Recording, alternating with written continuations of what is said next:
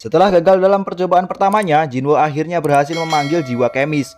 Semua orang yang melihatnya jelas langsung panik, bukan kepalang. Apalagi begitu melihat ada manusia di depannya, jiwa kemis langsung bernafsu untuk menghabisi mereka semua. Saking nafsunya, kaca pelindung ruangan isolasi langsung dibuat remuk berkeping-keping karena energi sihir yang Kemis keluarkan. Untungnya, sebelum Kemis sempat menembakkan semburan apinya, Jinwo sudah lebih dulu menyuruhnya untuk berhenti. Siapa sangka, tidak hanya mematuhi perintah Jinwo, jiwa Kemis juga langsung bertekuk lutut untuk mengakui Jinwo sebagai majikan barunya. Nah, Kemis ini ternyata dulunya adalah pelayan sang Destruction Monarch. Tidak mengherankan jika Jinwo merasakan ego yang sangat kuat dari diri sang naga dan meyakininya sebagai yang terkuat di antara semua monster yang pernah dia temui. Pak Brenna dan Agen Connor yang melihatnya jelas sangat terkejut. Bukan hanya karena Jinwo bisa berbicara bahasa monster, tetapi juga karena dia bisa membuat ekor Kemis bergoyang-goyang seperti seekor anjing yang sangat senang sekali bermain dengan majikannya. Mendengar Kemis menyebut nama mantan majikannya, Jinwo jadi curiga kalau sang Raja Naga adalah salah satu dari 9 monark yang Giant Monarch katakan sebelumnya. Oleh karena Kemis sudah mati sejak 8 tahun yang lalu, kekuatan Shadow Monarch pun sama sekali tidak mampu untuk mengekstrak jiwanya.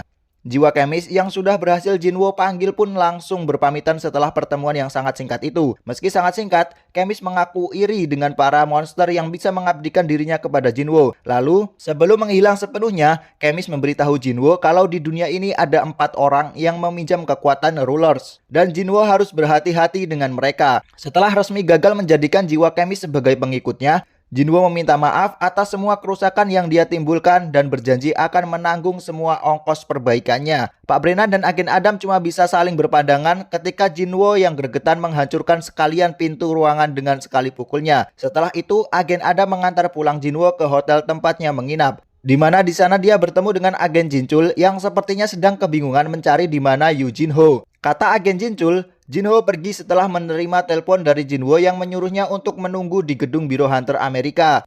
Jinwo yang merasa tidak pernah menyuruh Jinho untuk menjemputnya seketika merasakan firasat yang tidak baik. Terlebih lagi, Agen Adam bilang nama Jinho tidak tercantum di daftar buku tamu mereka. Agen Jinchul benar-benar tidak habis pikir. Padahal 2 jam sebelumnya, seorang hunter dari Serikat Scavengers jelas-jelas sudah menjemputnya.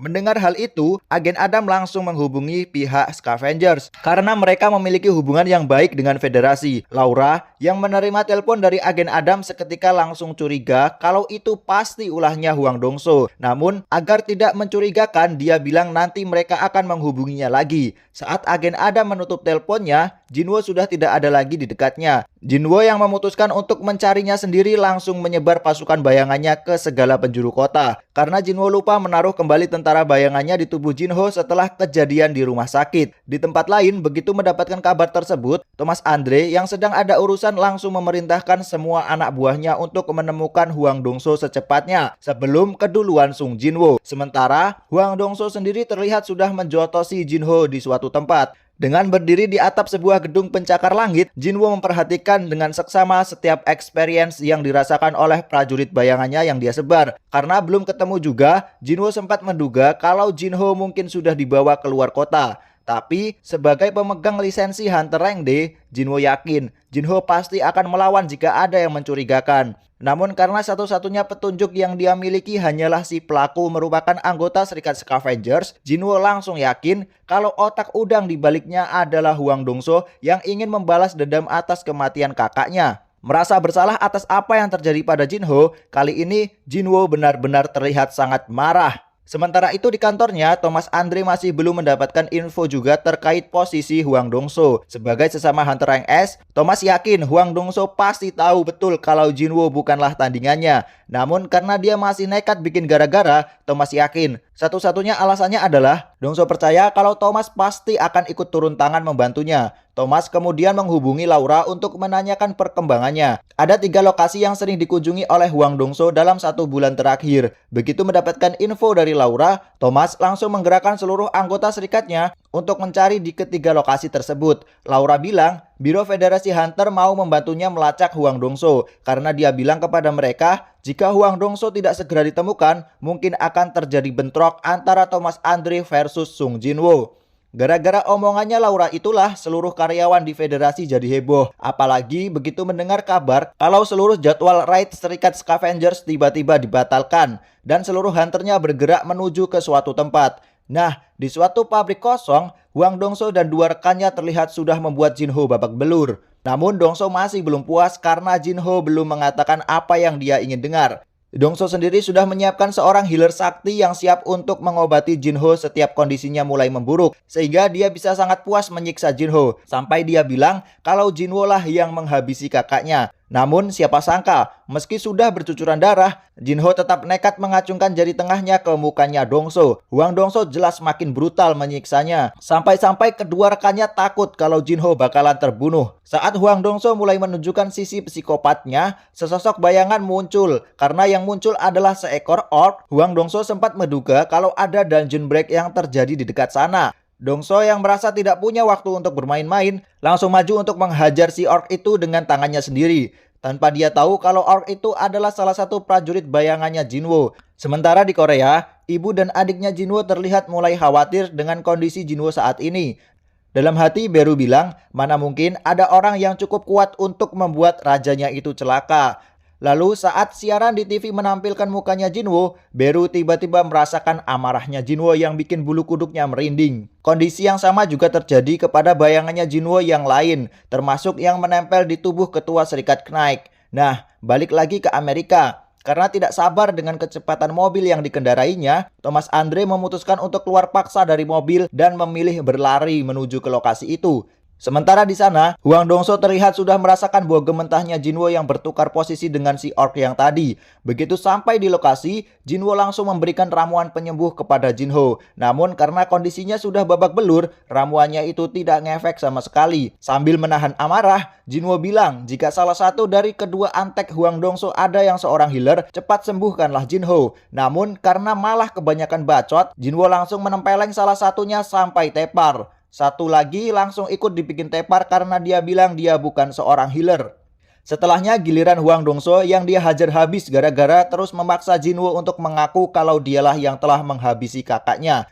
Meski Dongso adalah seorang hunter rank S yang sudah di-upgrade kekuatannya oleh Nyonya Selner, di depan Jinwo kekuatannya itu sama sekali tidak ada apa-apanya. Jangankan menyerang balik, menahan setiap serangannya Jinwo pun dia tidak mampu. Lalu di saat nyawanya sudah hampir habis, Thomas Andre datang. Namun, Jinwo sama sekali tidak peduli dengan peringatannya agar melepaskan Hwang Dongso dan membiarkannya tetap hidup. Karena setelahnya Thomas malah main perintah kepadanya, seperti kain lap yang sudah kumuh, Jinwo melempar tubuh Hwang Dongso begitu saja untuk berganti menantang Thomas Andre. Dalam kondisi sakaratul mautnya, di dalam hati Hwang Dongso justru merasa senang karena semua berjalan sesuai rencana. Thomas Andre terpaksa turun tangan sendiri untuk memberi pelajaran kepada Sung Jinwo. Meski begitu, tanpa memandang nama besarnya, Sung Jinwo dengan penuh percaya diri menantang 1 dari 5 hunter tingkat nasional itu untuk berduel. Thomas yang tumbuh di lingkungan yang sangat keras sudah terbiasa dengan pertumpahan darah sejak kecil. Bahkan sebelum dia mengalami kebangkitan, dia sudah tidak terkalahkan dalam setiap duelnya. Dan begitu dirinya mengalami kebangkitan, posisinya semakin kokoh di atas layaknya seorang raja sejati. Semua yang menghalanginya akan dihancurkan, dan siapapun yang menentangnya akan dia libas. Brutalitas adalah prinsip keadilannya, dan karena Jinwo menolak untuk patuh kepadanya, Thomas berniat untuk menghancurkannya sampai berkeping-keping. Di momen yang tepat, para hunter dari Serikat Scavengers akhirnya tiba. Thomas yang terdorong keluar gedung lalu menyuruh anak buahnya untuk bersiap. Dia sudah tidak peduli dengan urusan Hwang Dongso. Saat ini, prioritasnya adalah mendapatkan kembali harga dirinya yang telah dirusak oleh Sung Jinwo. Begitu juga dengan Jinwo. Setelah menyuruh Igris untuk membawa Jinho ke rumah sakit dengan menaiki kaisel, Jinwo langsung menyiapkan tentara bayangannya untuk berperang melawan seluruh anggota Serikat Scavengers. Menanggapi tawaran Thomas Andre untuk menyerah, tanpa berkata-kata, Jinwo langsung mengacungkan jari tengahnya. Gara-gara kode universal tersebut, Thomas Andre langsung murka. Perang besar pun tidak bisa terelakkan lagi. Dengan tenaga monsternya, Thomas Andre langsung menerobos lurus ke depan menghancurkan barisan tentara bayangannya Jinwo. Meski sempat terhenti karena terhalang bariernya Tus, Thomas langsung melesat lagi seperti peluru meriam menembus bagian kepalanya Tus mode raksasa. Begitupun dengan Jinwo. Semua hunter yang berhasil menembus pertahanannya juga sudah berhasil dijatuhkan olehnya dan pasukan bayangannya.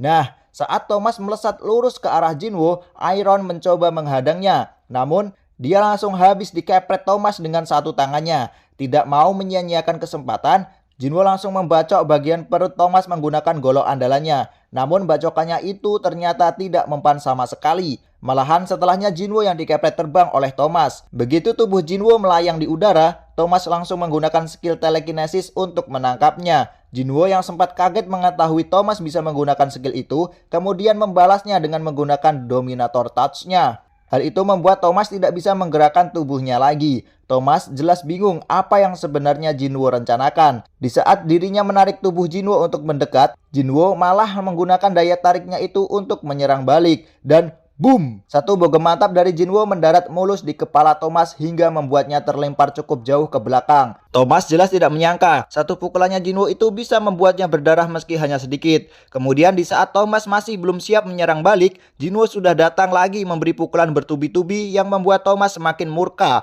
lalu memutuskan untuk menggunakan reinforcement-nya. Di momen itulah, Jinwoo mengingat perkataan Kemis terkait 4 orang yang meminjam kekuatan Rulers. Jinwoo menduga mereka adalah 4 dari 5 orang yang berhasil mengalahkan Kemis 8 tahun yang lalu, yang kini menyandang titel Hunter level nasional, di mana salah satunya adalah si Thomas Andre ini. Dan begitu transformasinya sudah berhasil, Thomas langsung mengeluarkan teknik menyerupai Black Hole yang dia sebut Capture, langsung menyedot habis tentara bayangannya Jinwoo.